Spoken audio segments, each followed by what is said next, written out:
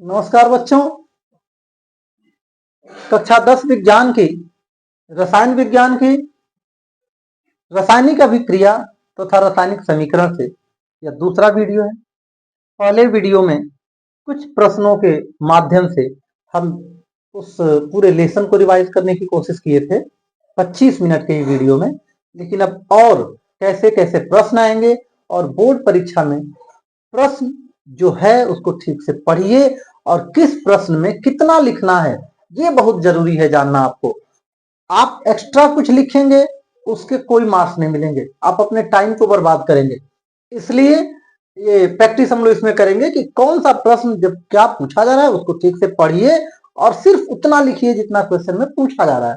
तो आपका जो 3 घंटे का समय है, मुझे पूरा विश्वास है कि वो मात्र 2 घंटे में आपका पेपर पूरा हो जाएगा। लेकिन फिर भी यदि समय लगता है तो और आराम से पूरा प्रश्न को पढ़िए, ठीक से समझिए, प्रश्नों को तोड़ना सीखिए और उनको लिखिए। तो हम लोग यहाँ पर देखेंगे कुछ, जैसे यहाँ पर दे रहे एक उदाहरण देते हुए संचारण की व्याख्या कीजिए तथा संचारण के सुरक्षा उपायों को लिखिए। चौथा प्रश्न है ये प्रश्न। तो इसमें क्या है,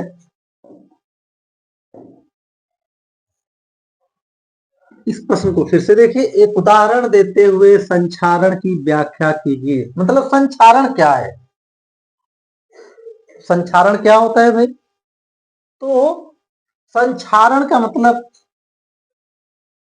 किसी धातु का या किसी पदार्थ का क्षय होना, उसका नुकसान होना, भोजपुरी में कहते हैं खिया जाना। तो संचारण क्या होता है और क्यों होता है? तो वायुमंडली, चौथे उत्तर हम लोग लिख रहे हैं चौथे प्रश्न का, और सिर्फ इतना लिखेंगे वायुमंडली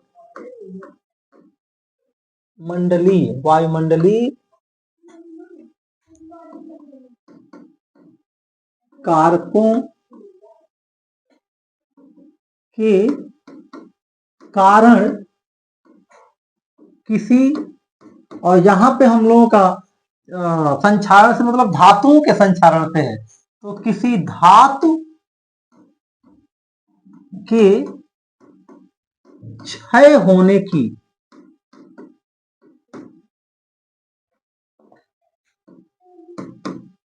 क्रिया या घटना को संचारण कहते हैं।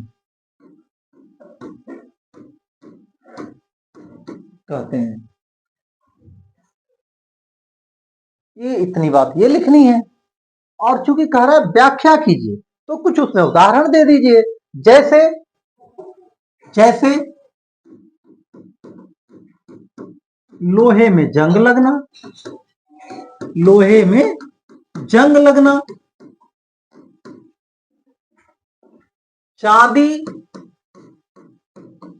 के आभूषणों का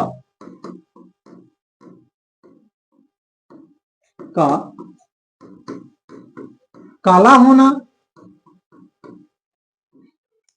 कॉपर के बर्तन पर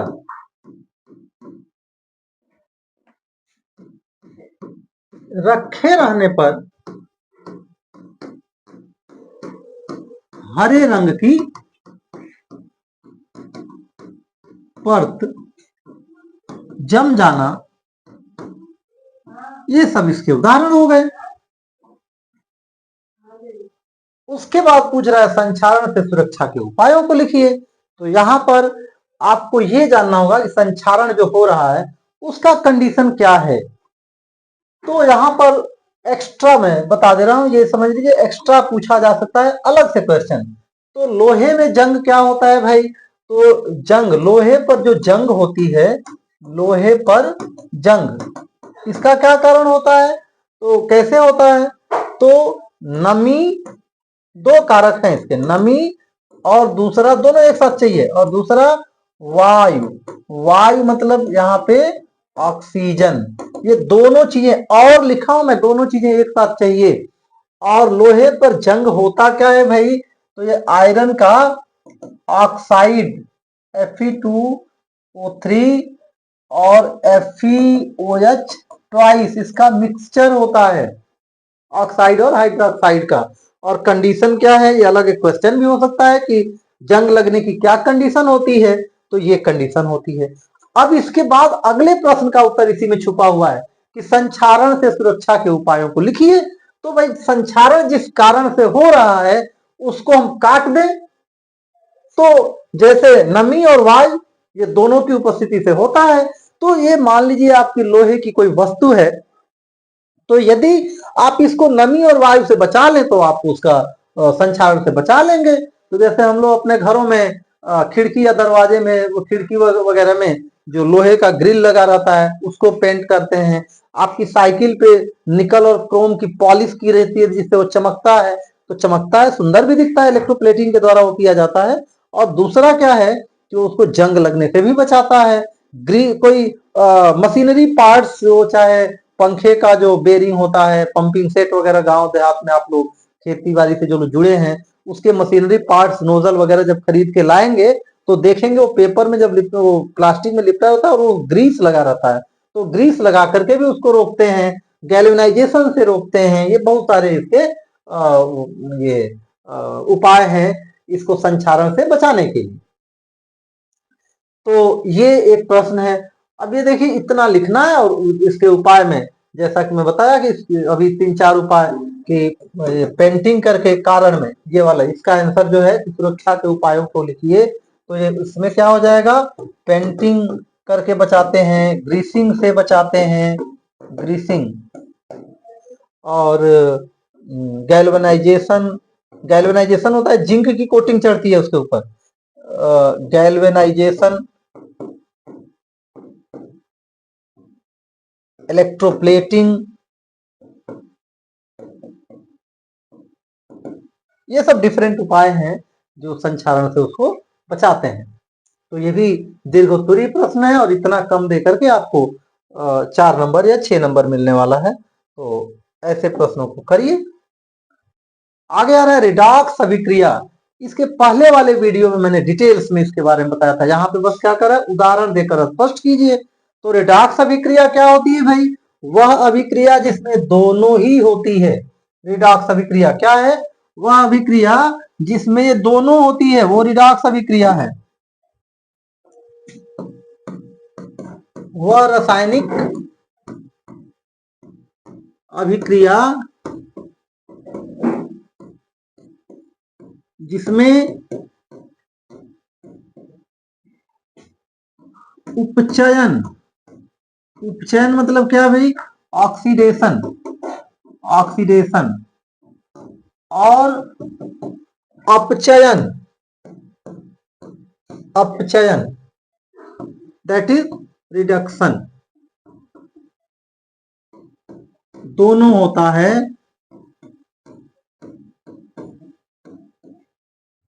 रिडॉक्स रिएक्शंस कहलाती हैं, रिडॉक्स रिएक्शन कहलाती हैं।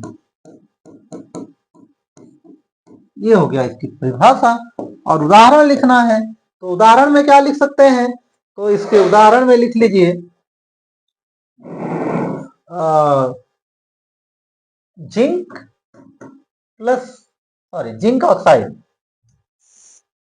Zinc oxide plus, sorry sorry zinc oxide plus carbon. तो यहां बन गया जिंक और यहां हो गया कार्बन डाइऑक्साइड। बैलेंस करना हो तो बैलेंस भी कर सकते हैं, यहाँ पे 2 हो जाएगा।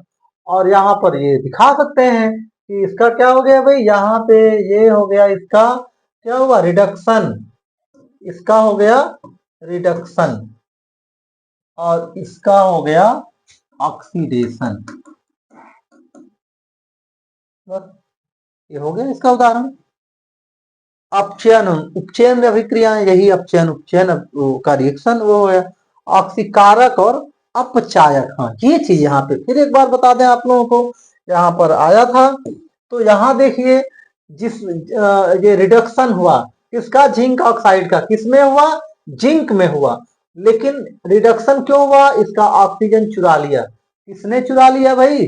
कार्बन ने। तो कार्बन चुरा लिया तो कार्बन क्या हो गया? कार्बन हो गया ऑक्सीकारक। कार्बन हो गया ऑक्सीकारक। कार्बन हो गया इसका ऑक्सीकारक। और जिंक क्या किया? तो जिंक का रिडक्शन हो गया, लेकिन किसको ये ऑक्सीडाइज किया? कार्बन को। ऑक्सीडाइज किसने किया? जिंक ने, सॉरी जिंक ऑक्साइड ने। तो ये जिंक ऑक्साइड जो है ये क्या है? ये अपचायक है। अपचायक है। तो अपचायक क्या होता है? जो अपचयित करता है किसी पदार्थ, सॉरी सॉरी सॉरी अपकारक, ये एक मिनट उल्टा गड़बड़, सॉरी सॉरी सॉरी गलती ये है। यहाँ पर ये कार्बन क्या किया है भाई? कार्बन इसके ऑक्सीजन को चुराया है, तो ये इसको अपचयित किया है, तो ये अपचायक हो गया। अपचायक। और ये हो गया उपचायक। उपचायक या ऑक्सीडाइजिंग एजेंट। ऑक्सीडाइजिंग एजेंट ये हो गया। विस्थापन और द्विविस्थापन अभिक्रिया को हम लोग इसके साथ बात देखते हैं फिर। और ये एक साथ, ये नहीं सोचिएगा कि ये निम्नलिखित में अंतर बताइए और इतने सारे अंतर आपको, ये कई सेट बनते हैं पेपर के। ये 2015 में एक ये क्वेश्चन पूछा होगा किसी सेट में, और किसी सेट में ये वाला क्वेश्चन पूछा होगा। तो इतने बड़े एक साथ इतने नहीं आएंगे, कोई एक ही आएगा, या तो या बहुत हद से ज्यादा होगा तो दो चीजें एक साथ आएंगी। उसके बाद क्या है भाई? उष्माक्षेपी व उष्माअवशोषी अभिक्रिया। इसके पहले वाली वीडियो में भी किए थे, बहुत ही आसान है। और उसको लिखिए। उष्माक्षेपी अभिक्रिया में क्या होता है भाई? उष्मा अवशोषित होती है, मतलब वो अभिक्रिया तब होगी जब उष्मा देंगे। और उष्माक्षेपी अभिक्रिया उष्मा अवशोषी में, और उष्माक्षेपी में क्या होगा? वो अभिक्रिया जब होगी तो अभिक्रिया के फल स्वरूप उष्मा निकलेगी। ये दोनों अभिक्रियाओं का अंतर होता है। उदाहरण लिखना चाहे तो इसके उदाहरण लिख सकते हैं। इसका उदाहरण देख लीजिए। इसका उदाहरण क्या होगा भाई? तो उष्माक्षेपी का फिर से एक बार दिखा रहा हूं। उष्माक्षेपी अभिक्रिया जिसमें उष्मा निकलेगी, तो कोई भी अभिक्रिया लिख लीजिए दहन वाली, C+O2 CO2 या CH4 प्लस ऑक्सीजन, तो ये CO2 प्लस H2O, ये उष्माशोषी अभिक्रिया हो गई। उष्मा सॉरी उष्माक्षेपी। और उष्माशोषी क्या होगी? जिसमें कि उष्मा अवशोषित होगी, इन दोनों में उष्मा निकलेगी, हीट। उष्मा अवशोषी का क्या उदाहरण दे देंगे? तो उष्माशोषी में CaCO3 या जिंक कार्बोनेट, किसी को भी वियोजित करना है, आप हीट देंगे और ये वियोजित हो जाएगा। तो इतना कम कम लिख करके और आपको वो अच्छे मार्क्स मिलने वाले हैं।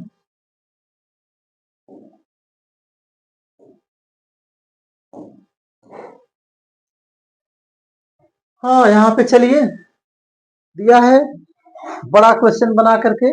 तो वैसे मैं आप लोगों को बता दूं कि इस बड़े क्वेश्चन के माध्यम से आपका एक बार रिवीजन हो जाएगा कि कौन कैसी कैसी अभिक्रियाएं हैं। इस तरह का क्वेश्चन एक चैप्टर से इस तरह से नहीं आएगा, बल्कि सभी चैप्टर्स के जितने रिएक्शंस हैं सबको मिला के इस तरह का बड़ा क्वेश्चन जरूर दिया जा सकता है। लेकिन फिलहाल हम लोग इस चैप्टर को ही फोकस करेंगे।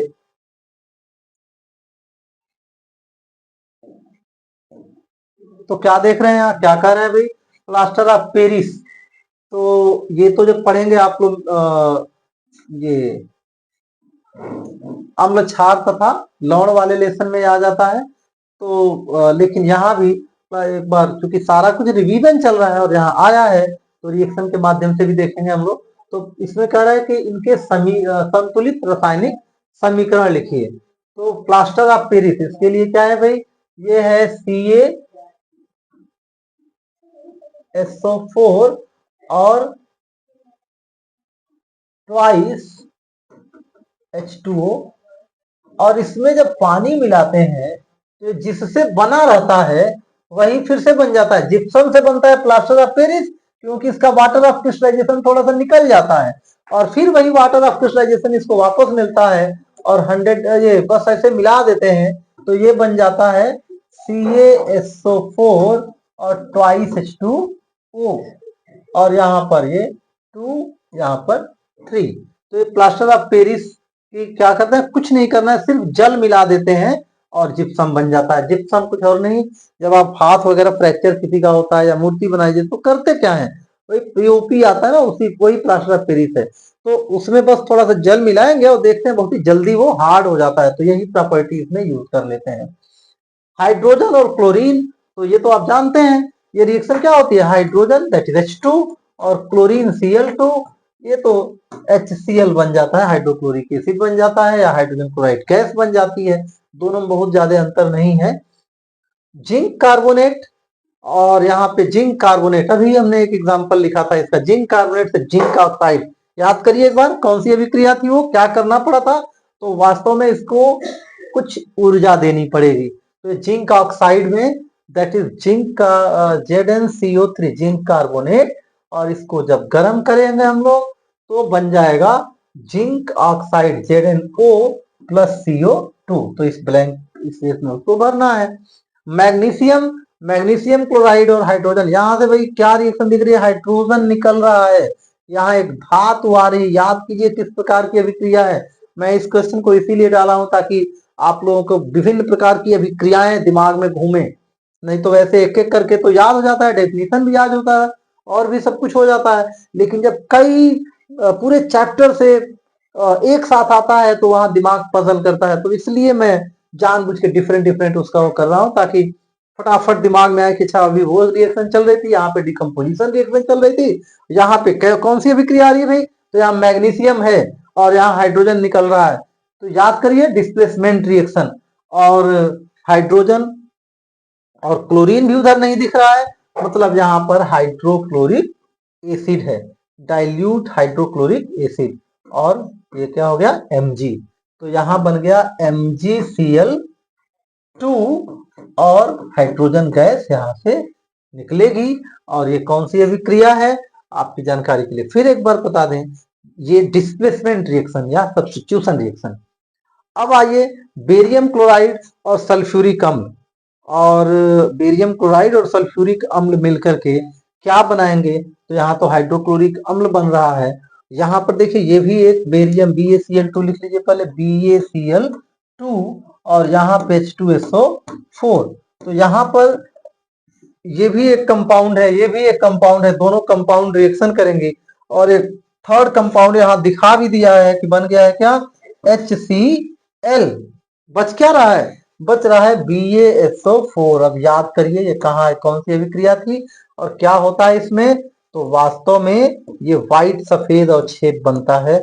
और याद करिए कौन सी अभिक्रिया है, तो द्विविस्थापन अभिक्रिया है, डबल डिस्प्लेसमेंट रिएक्शन।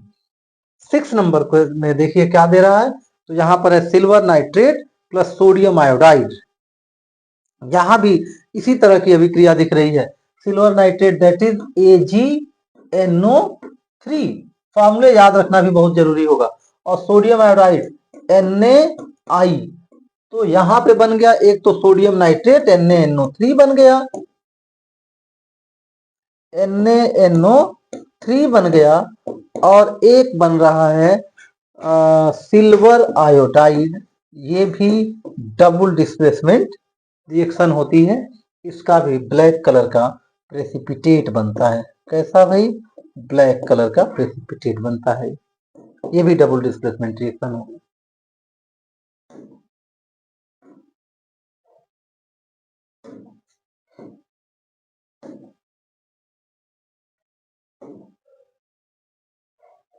यहाँ पर कुछ और रिएक्शन देख लेते हैं हम लोग। क्या करें, निम्नलिखित समीकरणों को संतुलित करिए, वो चलिए ये भी देख ही लेते हैं। Ca और CO2, कैल्शियम कार्बोनेट और H2O।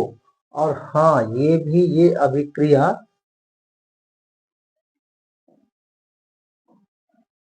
कई जगह और भी उदाहरण से पूछे जाते हैं इसको, तो खैर अभी इसको पहले बैलेंस करिए। तो क्या देख रहे हैं भैया, CaOH है और कार्बन डाइऑक्साइड है, CaCO3 और H2O। तो ये तो ऑलरेडी बैलेंस दिख रहा है कि सब कुछ तो सेम सेम है, CO2 और CaH2 ये ऑलरेडी बैलेंस है, कुछ करना ही नहीं। CH4 + O2 CO2 + H2 organic compound भी पढ़ते समय पढ़े थे, रिडक्शन इसका ऑक्सीडेशन रिएक्शन में पढ़े हैं, दहन अभी दैट इज और क्या क्या पढ़े हैं इसमें, उष्माक्षेपी अभिक्रिया के रूप में इसका उदाहरण पढ़े हैं। तो यहाँ पर देखिए कार्बन डाइऑक्साइड और इसको बैलेंस बस कर लीजिए। तो कितना कार्बन है भाई, यहाँ पे कार्बन एक है, यहाँ पे कार्बन एक है, hydrogen oxygen oxygen oxygen oxygen का ही बस गड़बड़ है, यहाँ पे देखिए ज्यादा नंबर में है, तो ऑक्सीजन को बैलेंस करने की कोशिश करिए। कितने हैं भाई यहाँ पर, तो यहाँ पर 2 है और एक 3 है, यहाँ पर सिर्फ 2 ही है। लेकिन ये जाने हम लोग कि ये 3 नहीं बल्कि क्या हो जाना चाहिए, मॉलिक्यूलर फॉर्म में O2 O2 O2 ऐसे ही होगा ना, यहाँ पर यहाँ O2 है तो चाहे 4 ऑक्सीजन होगा, 6 ऑक्सीजन होगा, 8 ऑक्सीजन होगा, 3 तो होगा नहीं। तो और क्या करें हम लोग, हाइड्रोजन देखिए यहाँ पे 4 है, यहाँ पर 2 है, तो यदि 2 से मल्टीप्लाई यहाँ पे कर दें हम लोग तो क्या मिल रहा है देख लीजिए जरा।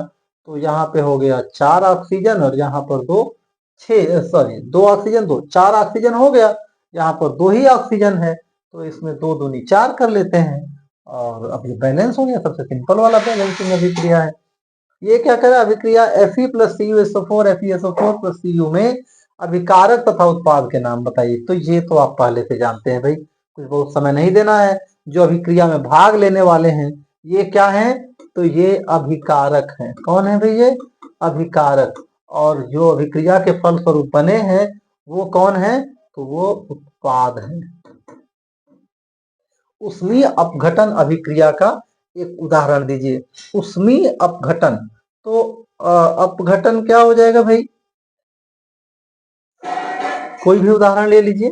जिंक, सबसे सिंपल एग्जांपल कार्बोनेट का, जिंक कार्बोनेट, और इसको हीटअप करिए, जिंक ऑक्साइड और कार्बन डाइऑक्साइड में ये टूट जाएगा। निम्नलिखित पर टिप्पणी लिखिए। अवक्षेपण अभिक्रिया, द्विविस्थापन अभिक्रिया में जैसे बेरियम सल्फेट का उदाहरण दिया था मैंने, योगात्मक अभिक्रिया में प्रतिस्थापन अभिक्रिया। तो इतनी छोटी छोटी ये सब वो हैं, सब पढ़ चुके हैं एक एक बार आप लोग। अवक्षेपण अभिक्रिया क्या होती है, वह अभिक्रिया जिसमें अवक्षेप बनता है। अवक्षेपण अभिक्रिया में क्या लिखेंगे हम लोग, अवक्षेपण अभिक्रिया क्या लिखेंगे हम लोग,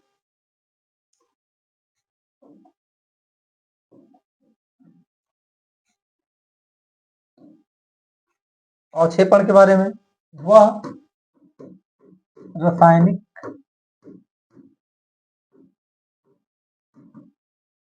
अभिक्रिया जिसमें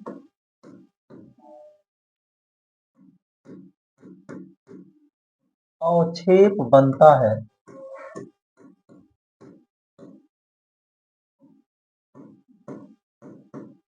अवक्षेपण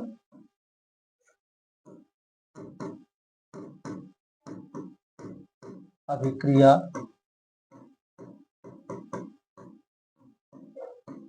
कहलाती है। जैसे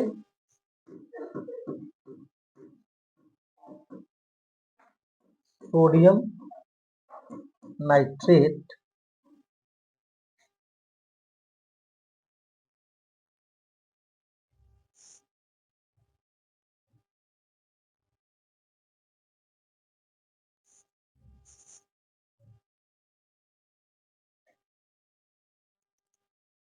क्या हो रहा है,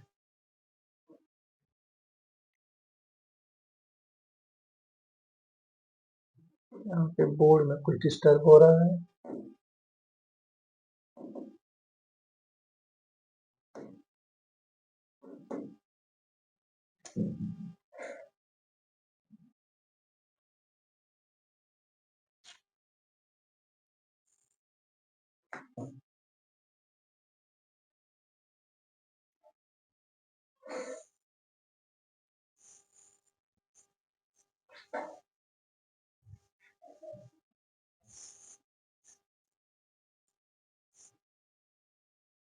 जैसे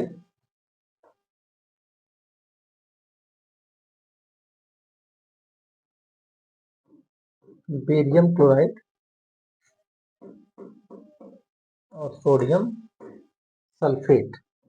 यह अभिक्रिया बेरियम सल्फेट का अवक्षेप बन गया और सोडियम क्लोराइड बन जाता है। तो ये इस अवक्षेपण अभिक्रिया का उदाहरण हो गया। योगात्मक और प्रतिस्थापन अभिक्रिया का एक उदाहरण दीजिए। तो योगात्मक अभिक्रिया क्या होती है भाई? जिसमें योगात्मक अभिक्रिया है क्या है? जिसमें दो या दो से अधिक तत्व या यौगिक संयोग करके एक उत्पाद बनाते हैं, वो होती है योगात्मक अभिक्रिया। तो उदाहरण में H2 प्लस Cl2 और ये हो गया ट्वाइस HCl, ये भी इसका उदाहरण हो सकता है। CH2 प्लस Cl2 तो CHCl2 CHCl2, ये भी इसका उदाहरण हो सकता है। Carbon plus oxygen carbon dioxide, ये भी योगात्मक अभिक्रिया का उदाहरण हो जाएगा। और प्रतिस्थापन अभिक्रिया क्या है भाई? तो प्रतिस्थापन अभिक्रिया क्या होती है? वह है जिसमें कोई परमाणु अपने से कम क्रियाशील परमाणु को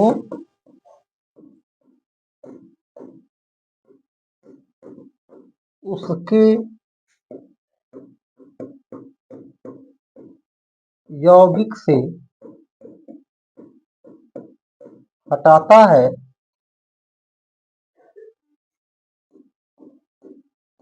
प्रतिस्थापन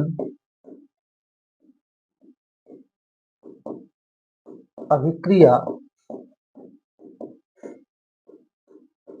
कहलाती है। उदाहरण में तो zinc plus H2SO4, zinc sulphate plus hydrogen gas, प्रतिस्थापन का उदाहरण हो गया। और भी बहुत सारे उदाहरण आएंगे। और उभय अपघटन इस अभिक्रिया को बता चुके हैं। ये अवक्षेपण अभिक्रिया में जो उदाहरण दिए थे, उभय अपघटन भी वही है। उभय अपघटन मतलब द्विविस्थापन अभिक्रिया।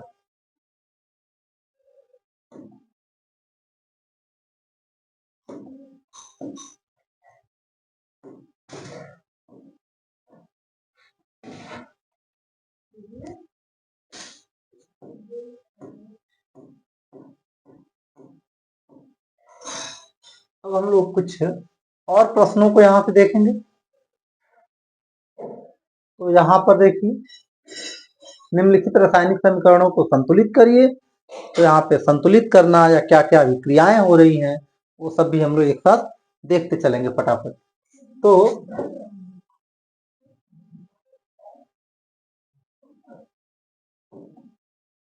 यहाँ पर देखिए BaCl2, अभी अभिक्रिया आई थी BaCl2 H2SO4, तो बेरियम सल्फेट और HCl, ये अभिक्रिया ऑलरेडी यहाँ पे क्लोरीन 2 है, तो यहाँ पर 2 से एक बार मल्टीप्लाई करिए, ये बैलेंस हो गया। उसके बाद NaOH plus H2SO4 Na2SO4 plus H2O, तो यहाँ पर क्या देख रहे हैं? सोडियम 2 है, तो यहाँ 2 करके देखिए 2NaOH प्लस H2SO4।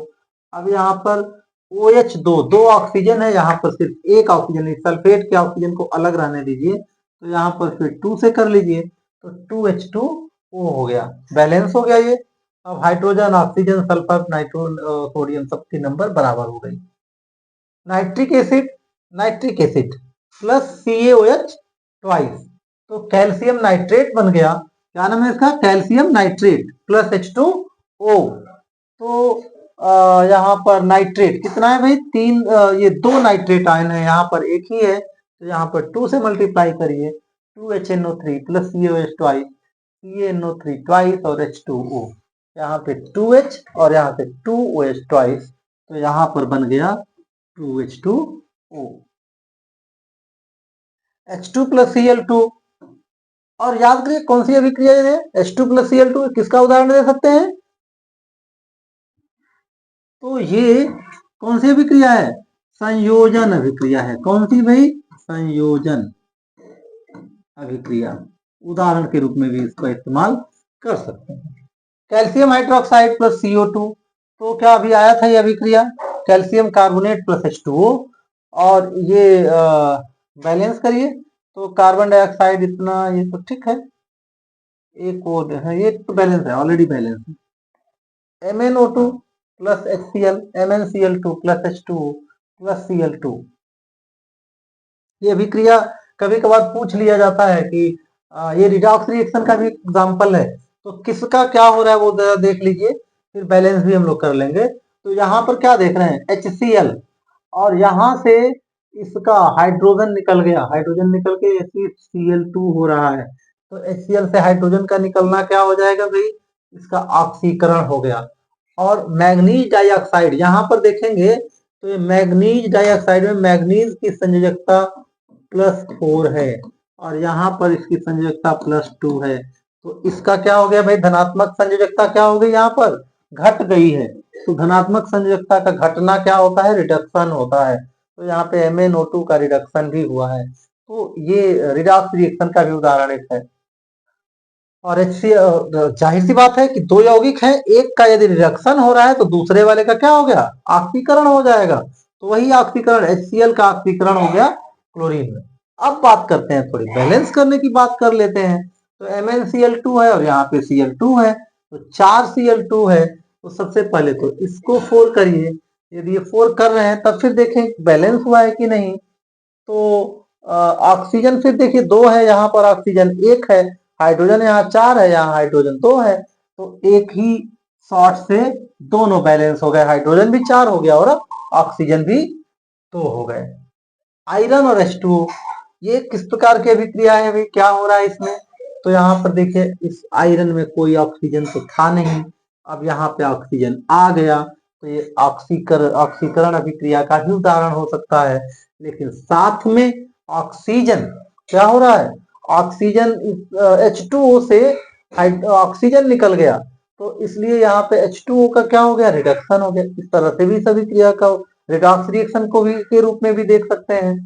खैर बैलेंस करिए तो यहाँ पे ऑक्सीजन कितना है, 4 है, यहाँ पर 1 है, तो इसको बैलेंस कर सकते हैं। फिर आयरन को देख सकते हैं, यहाँ 3 है, यहाँ पे 1 है, तो आयरन चूंकि फ्री है तो हमको जितनी जरूरत होगी 3, 4, 5, 6, 7 कुछ भी लिख सकते हैं, लेकिन ये फ्री नहीं है, ये इसके साथ H2 के साथ में है ऑक्सीजन, तो पहले इसी को बैलेंस करने की कोशिश करते हैं। तो ये हो जाएगा 4H2O, उसके बाद से 4 जो ऑक्सीजन है ये तो बैलेंस हो गए, और हाइड्रोजन यहाँ पर एक हाइड्रोजन दिख रहा है, यहाँ हाइड्रोजन का अणु, और यहाँ पर 4 अणु दिख रहे हैं, तो यहाँ पे 4H2 हो गया, और यहाँ पे ये आयरन 3 है, यहाँ 3 लिख लीजिए।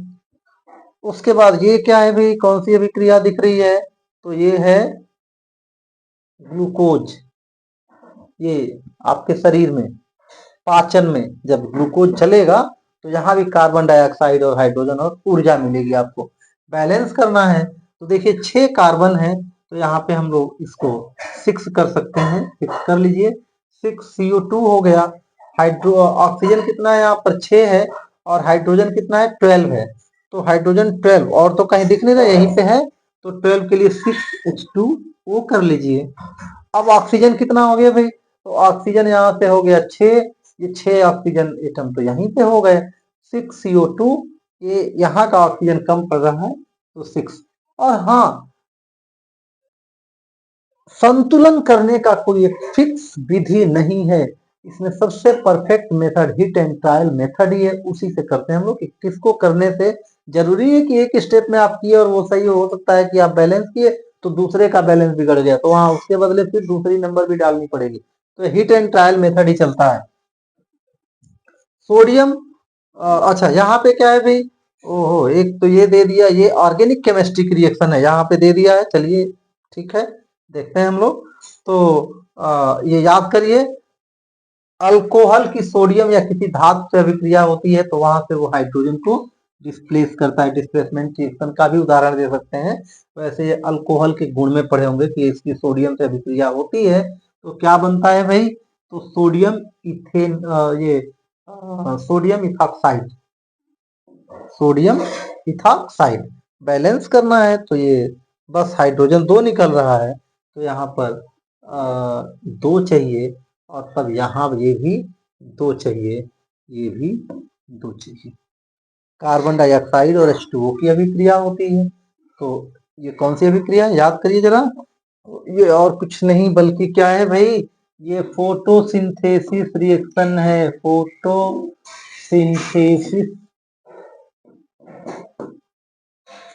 फोटोसिंथेसिस है।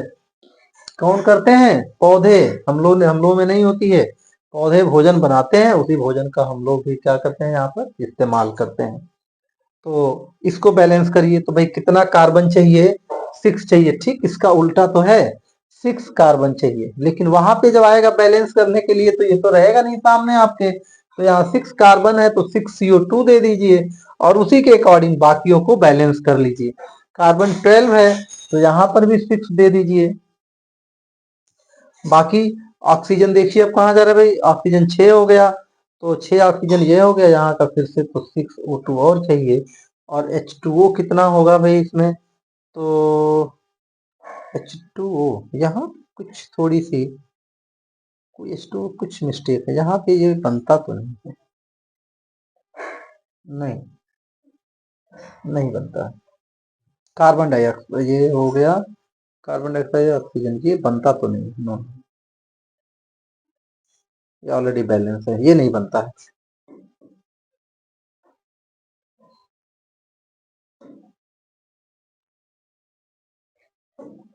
अब आइए कुछ यहाँ देखते हैं, ये क्या है, Cu2S है, Cu2S और ऑक्सीजन, ये भी रिडॉक्स रिएक्शन का एग्जांपल हो सकता है।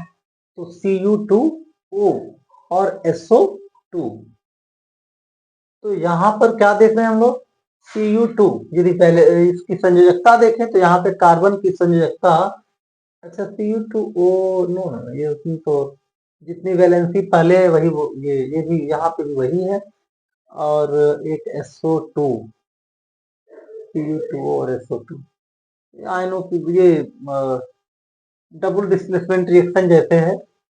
तो इसमें क्या देख रहे हैं हम लोग, Cu2S plus O2 SO2 balance करिए क्या होगा यहाँ पर, SO2 एक S है यहाँ पे, O2 तो बैलेंस, तो सल्फर तो बैलेंस है, Cu को और ऑक्सीजन को देख लेना है तो ऑक्सीजन यहाँ पे 2 और 1 3 हो गया और यहाँ पे 2 है, 6 ऑक्सीजन यदि हो तो काम चले पाए।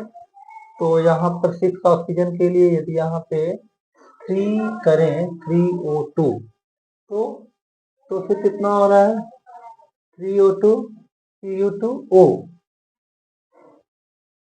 और इसको सबको फिर से लेकिन तब डबल करना पड़ेगा, इसको 2 करिए, इसमें फिर कितना हो जाएगा, तब यहाँ भी 2 हो जाएगा और सल्फर 2 हो गया तो यहाँ भी 2 करिए, अब ये कितना हो गया, 2 दूनी 4 2 6, हाँ ठीक है अब ये बैलेंस हो गया।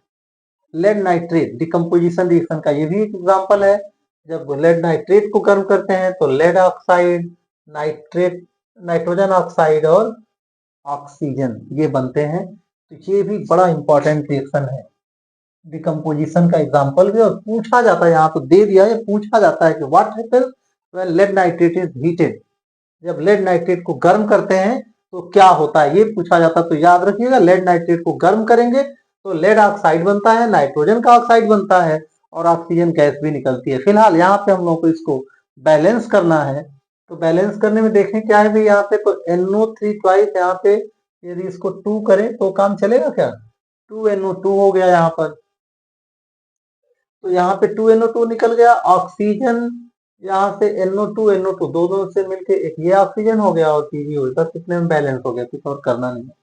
तो ये बैलेंसिंग से ज्यादा ये रिएक्शन इंपॉर्टेंट है, इस बात के लिए पूछा जाता है कि क्या होता है जब, ऐसे में इसको पूछा जाता है लेड नाइट्रेट को गर्म किया जाता है। यहाँ पर फिर दे रहा है निम्नलिखित अभिक्रियाओं का संतुलित रासायनिक समीकरण लिखिए। तो यहाँ पर फिर से एक बार देख लीजिए, अभी जिसकी मैं बात कर रहा था कि इन्हीं रिएक्शंस को दूसरे शब्दों में ऐसे पूछा जाता है कि क्या होता है जब तनु सल्फ्यूरिक अम्ल दानेदार जिंक के साथ अभिक्रिया करता है। यहाँ पे तो दे दिया निम्नलिखित अभिक्रियाओं को संतुलित रासायनिक समीकरण लिखिए इनका। तो ऐसे भी पूछा जाता है और ऐसे भी पूछा जाता है क्या होता है जब। तो यहाँ देखिए भाई, तनु सल्फ्यूरिक अम्ल है और यहाँ पर जिंक है। तो दानेदार जिंक से हमको कोई मतलब नहीं है, जिंक से मतलब है जब ये अभिक्रिया करता है तो ये डाइल्यूट H2SO4 से। तो ये क्या विक्रिया, याद करिए, अम्लों की धातुओं से विक्रिया है। तो ये जिंक हाइड्रोजन से ज्यादा क्रियाशील है, तो जिंक सल्फेट बनाता है और हाइड्रोजन गैस निकलती है। तो इस अभिक्रिया में यही होता है। फिर तनु हाइड्रोक्लोरिक अम्ल एल्युमिनियम, तो एल्युमिनियम भी धातु है, जैसे जिंक चूर्ण है वैसे एल्युमिनियम चूर्ण है। Al प्लस डाइल्यूट HCl, तो ये हो गया AlCl3 प्लस H2। बैलेंस करिए तो यहाँ पर 3 करते हैं तो 3 से नहीं बल्कि यहाँ पे 3 से काम नहीं चलेगा, बल्कि 6 मॉलिक्यूल इसका ले लीजिए और इसके इसमें तो फिर 3 हो जाएगा और ये ट्वाइस, तो यहाँ पर 2। लेड नाइट्रेट को गर्म, देखिए यहाँ पे पूछा है और भले यहाँ पे मेंशन नहीं किया है लेकिन ये परीक्षाओं में पूछा है। यहाँ पे इस तरह से पूछ लिया है और ये भी पूछा जाता है कि क्या होता है जब लेड नाइट्रेट को गर्म करते हैं। तो यही अभिक्रिया है इसकी। नाइट्रिक अम्ल कैल्शियम हाइड्रोक्साइड से अभिक्रिया करता है। ध्यान दीजिए, नाइट्रिक अम्ल है और कैल्शियम हाइड्रोक्साइड है, तो ये एक अम्ल है और एक क्षार है। तो अम्ल और क्षार की अभिक्रिया से क्या होता है भाई, अम्ल और क्षार की अभिक्रिया से क्या होता है, तो ये नाइट्रिक अम्ल और कैल्शियम हाइड्रोक्साइड, नाइट्रिक अम्ल HNO3 प्लस CaOH ट्वाइस, तो ये बन गया CaNO3 ट्वाइस प्लस H2O। तो Na3 ट्वाइस, इसको बैलेंस करेंगे 2 से करिए और यहाँ पर भी 2 आ जाता है, तो इसकी बैलेंस समीकरण हो गई। ध्यान दीजिए, और कुछ नहीं बल्कि ये अम्ल है और ये क्षार है। निम्नलिखित में से योगात्मक, एक और क्वेश्चन यहाँ आ गया। तो ये कह रहा है कि निम्नलिखित में से योगात्मक तथा प्रतिस्थापन अभिक्रियाएं छाटिए। तो इसमें क्या दिख रहा है, योगात्मक कहाँ है, तो योगात्मक अभिक्रिया क्या होती है, याद करिए जरा।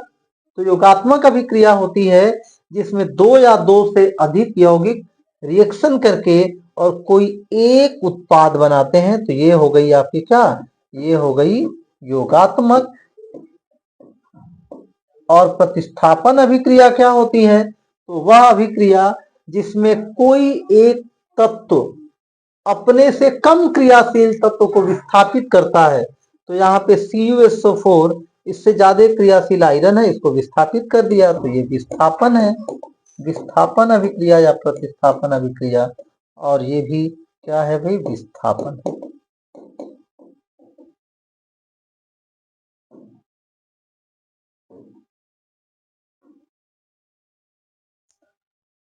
अब यहाँ पे जो भी क्वेश्चन दिख रहे हैं, ये सारे क्वेश्चंस कहीं ना कहीं एक बार हम लोग कर चुके हैं, फिर भी क्या क्या प्रश्न बन रहे हैं उन प्रश्नों को एक बार रिवाइज कर लें आप लोगों के सामने। जैसे उष्मीय वियोजन से आप क्या समझते हैं, एक उदाहरण दीजिए। तो वह रासायनिक अभिक्रिया जिसमें कोई एक पदार्थ उष्मीय प्रभाव के कारण वियोजित होता है, कोई एक पदार्थ उष्मीय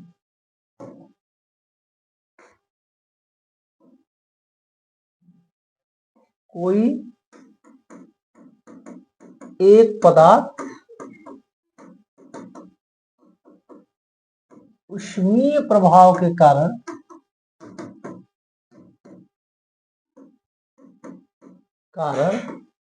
2 या 2 से अधिक पदार्थों में वियोजित होता है। अभी जैसे आया था लेड नाइट्रेट का उदाहरण आया था। आपको उदाहरण देना है, सिंपल उदाहरण दीजिए, एग्जाम के लिए मैं बता रहा हूं। तो आप CaCO3 इसको हीट अप कीजिए और आपको मिल गया कैल्शियम ऑक्साइड और कार्बन डाइऑक्साइड गैस निकल गई। उष्मीय अपघटन तथा उष्मीय वियोजन अभिक्रिया में एक प्रमुख समानता था। हाँ, ये एक क्वेश्चन नया है भाई। उष्मीय, वैसे दोनों अभिक्रियाएं एक जैसी हैं, थोड़े सा अंतर होता है। उष्मीय अपघटन क्या है और उष्मीय वियोजन क्या है? तो समानता क्या है? तो समानता दोनों में, इसको ऐसे लिखिए,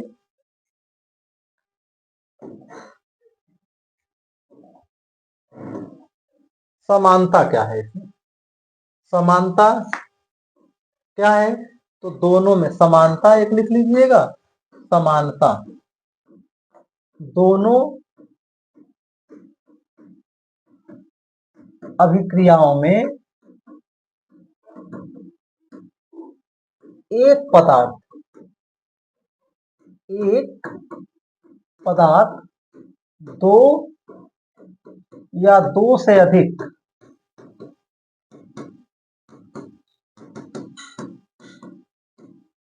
पदार्थों में टूटता है। यह समानता है दोनों में। और असमानता क्या है? असमानता क्या है? तो असमानता में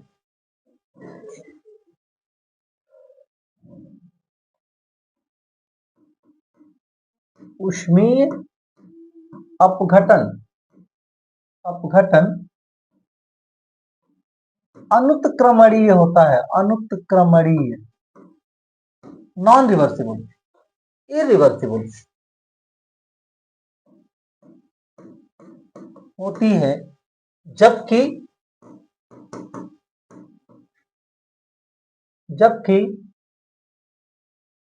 वियोजन अभिक्रिया उत्क्रमणीय होती है, उत्क्रमणीय होती है।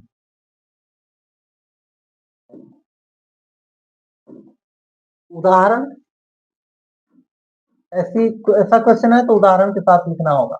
उदाहरण में क्या लिखेंगे भाई? तो उदाहरण में उष्मीय वियोजन का वही फिर से एग्जांपल कैल्शियम कार्बोनेट वाला CaCO3।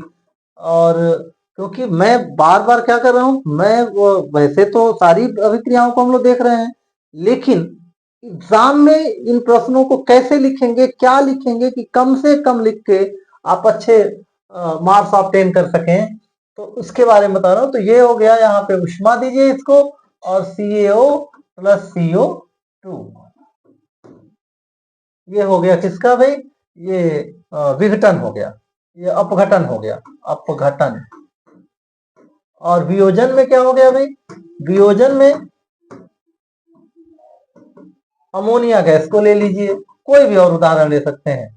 तो अमोनिया गैस, और इसको उत्क्रमणीय अभिक्रिया दीजिए, और H2 और N2 में वियोजित हो जाती है। तो 3 और यहाँ पे 3H2 + N2, ये वियोजन का अभिक्रिया हो गया। ये उत्क्रमणीय है या अनुत्क्रमणीय, बस इतनी सी बात आपको लिखनी है इस अभिक्रिया में।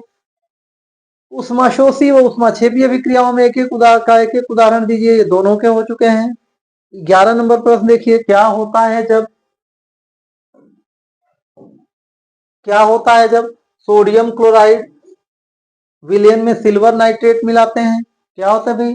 सोडियम क्लोराइड NaCl प्लस क्या है? Silver nitrate AgNO3। तो क्या होगा इस अभिक्रिया में? इस अभिक्रिया में सोडियम नाइट्रेट और AgCl बनता है। ये भी क्या है भाई? ये डबल डिस्प्लेसमेंट रिएक्शन हो गई, और ये इसका भी सफेद अवक्षेप बनता है, सफेद अवक्षेप बनता है। यहाँ क्या है? ऑक्सीजन की वृद्धि अथवा ह्रास के आधार पर उपचयन तथा अपचयन अभिक्रियाओं का उदाहरण दीजिए। तो क्या है भाई? ऑक्सीजन की वृद्धि जहां होगी वो क्या हो जाएगा, ऑक्सीडेशन हो जाएगा, और जहां ह्रास होगा ये अपचयन हो जाएगा। और एक ही उदाहरण में दोनों सद जाएंगे। जैसे हम लोग यदि इसका उदाहरण ले लें, इससे यही फिर से सिंपल वाला एग्जांपल, चलिए यहाँ पे मैं बदल दूं Fe2O3 और कार्बन, तो क्या मिल जाएगा भाई, Fe में को अपचयित कर देता है, यहाँ कार्बन डाइऑक्साइड बन जाती है। बैलेंस करना चाहे बैलेंस करना लिखिए, नहीं बैलेंस करना ऐसे भी लिख लीजिए। तो ये हो गया यहाँ पर क्या हो रहा है, ऑक्सीजन का ह्रास हो रहा है इसमें, तो इसका हो गया क्या, इसका हो गया अपचयन। क्या हो गया भाई, अपचयन। और इसमें ऑक्सीजन की हो गई वृद्धि, तो इसका हो गया उपचयन। तो ऑक्सीजन की वृद्धि अथवा ह्रास के आधार पर उपचयन का उदाहरण देकर व्याख्या कीजिए। तो इसमें बस इतना लिख देना है कि वह अभिक्रिया जिसमें किसी तत्व या यौगिक में ऑक्सीजन जुड़ता है, ऑक्सीजन की वृद्धि होती है, वो उपचयन अभिक्रिया होती है। और जिसमें ऑक्सीजन की संख्या घटती है, वो अपचयन अभिक्रिया होती है। क्या होता है जब केवल रासायनिक समीकरण यहाँ लिखना है। 13 नंबर प्रश्न में आ जाइए। 13 नंबर प्रश्न में क्या कह रहा है भाई, ये कह रहा है क्या होता है जब, इस प्रश्न को देखिए, क्या होता है जब केवल फेरस सल्फेट को गर्म करते हैं और सोडियम धातु पानी से अभिक्रिया करता है। तो फेरस सल्फेट, कोई भी फेरस सल्फेट, अभी नाइट्रेट का उदाहरण देखे थे, जब इसको गर्म करेंगे ये वियोजन अभिक्रिया है। तो यहाँ पे क्या होगा, इसका ऑक्साइड बनेगा, सल्फर डाइऑक्साइड निकलेगी और ऑक्सीजन गैस निकलेगी। और यहाँ पे एक चीज और देखिए, सिर्फ केवल रासायनिक समीकरण दीजिए। वैसे आप बैलेंस करना चाहें तो इसको बैलेंस भी कर सकते हैं। तो क्या दिख रहा है, ओह ये तो बैलेंस कर सकते हैं, ठीक है। तो यहाँ क्या दिख रहा है भाई, सल्फर डाइऑक्साइड है, O2 है, और यहाँ पे FeO है। तो इसमें यदि बैलेंस करना है तो 2 से मल्टीप्लाई यदि कर दें तो FeO 2FeO हो गया। और फिर क्या हो रहा है, सल्फर 2 है तो 2SO2 हो गया, और ऑक्सीजन दोनों से एक निकल गया, बैलेंस हो गया। देखिए 2 4 6 2 8, यहाँ भी 4 दूनी 8, बैलेंस भी हो गया। तो फेरस सल्फेट ये कौन सी अभिक्रिया है, वियोजन अभिक्रिया है। और सोडियम धातु पानी से अभिक्रिया करता है, तो पानी में आग लगा देने वाली अभिक्रिया यही है भाई, सोडियम हाइड्रोजन ऑक्साइड मतलब पानी, इससे रिएक्शन करेगा तो सोडियम हाइड्रोक्साइड बनेगा और हाइड्रोजन गैस निकलेगी। ये अभिक्रिया है इसमें।